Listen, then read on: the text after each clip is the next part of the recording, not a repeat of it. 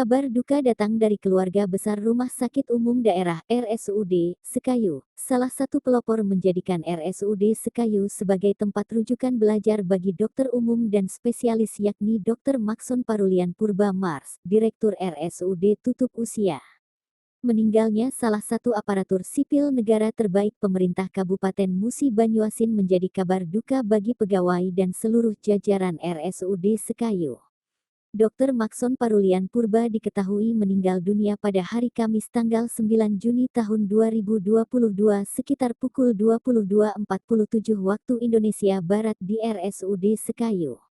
Pejabat Bupati Muba Haji Apriyadi mengungkapkan bahwa Pemkab Muba pada hari ini telah kehilangan salah satu ASN terbaik yang ada.